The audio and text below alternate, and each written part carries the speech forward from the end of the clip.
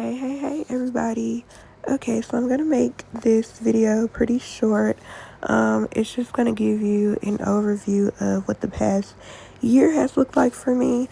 And I really do apologize that I haven't been posting like I normally do. But so here, that first picture was just a picture of like how my swelling had went down. And this is how my gap, well, the expander, I was still expanding during this time. And so that gap got huge. And it continued to grow because I think I turned it like 2 times for 20 days or 10 days. So 20 turns. And so, yeah, they hadn't put any braces on my top teeth because they were very sensitive. And then finally, they, about 3 months after I got the sharp surgery, they pulled out the 2 teeth behind my canine teeth to make room for crowding.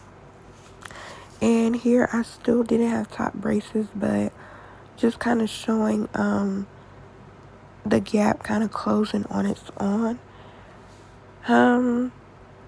So here is a look at what my palette looked like. It had a bit of change, but not as much as you'll see in the next pictures. But here they finally put the top braces on about maybe a month and a half, 2 months after I got the bottom braces. And this is much more improvement of what my palette looked like. And I gotta tell you, like, it was really a joy to kind of see all of this happening. Because I really never thought that my smile would get better. But here, they kind of had a real flimsy wire, so all of my teeth like moving together on its own. The wire wasn't really doing much, but it was just kind of,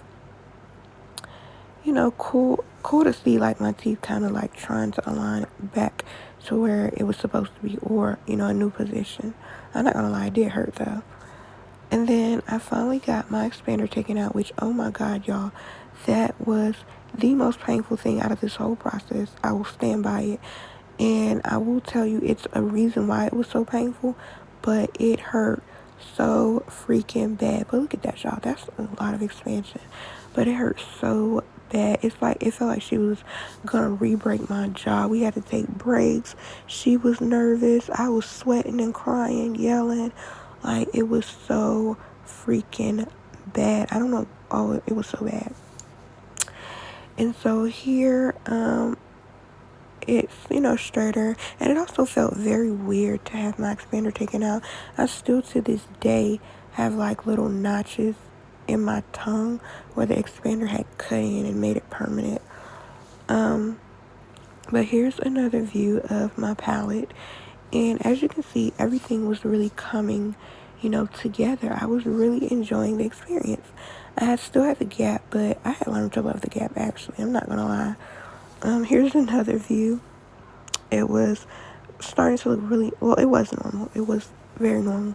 Definitely more normal than what I was used to. And then here's me smiling with my gap and my teeth kind of coming together. And I never noticed, like, y'all, how big my teeth I look like a freaking bunny rabbit. But yeah, like I said, I was enjoying the process. But then I started realizing, you guys, that my teeth were coming together, but they were coming together towards the bottom and not the top where they were sitting in the gum. And so I didn't really understand that, I'm not gonna lie. And I kept asking questions about it. But my orthodontist kept reassuring me that, it's going to do that. It's natural.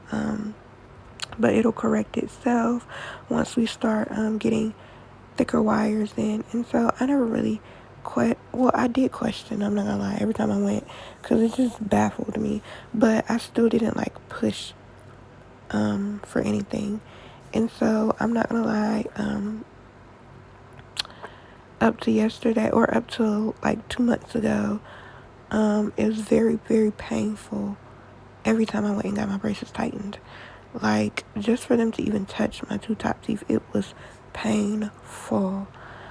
Oh my gosh. And I would tell them this all the time, and they just would be like, it's okay. But as you can see here, like, my teeth they were still doing good, even though they were trying to touch at the bottom but not the top. They were still getting straight, y'all, and I loved it. So finally, they decided, you know what, this isn't looking like how it's supposed to look or doing what it's supposed to do. My orthodontist finally started getting frustrated that it wasn't coming together towards the top. So he did an x-ray, y'all. And we ended up finding out that instead of bone growing back in between my two front teeth, it actually was scar tissue that grew back.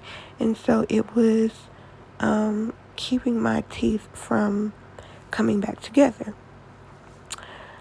So, behold, I was stuck with a dilemma.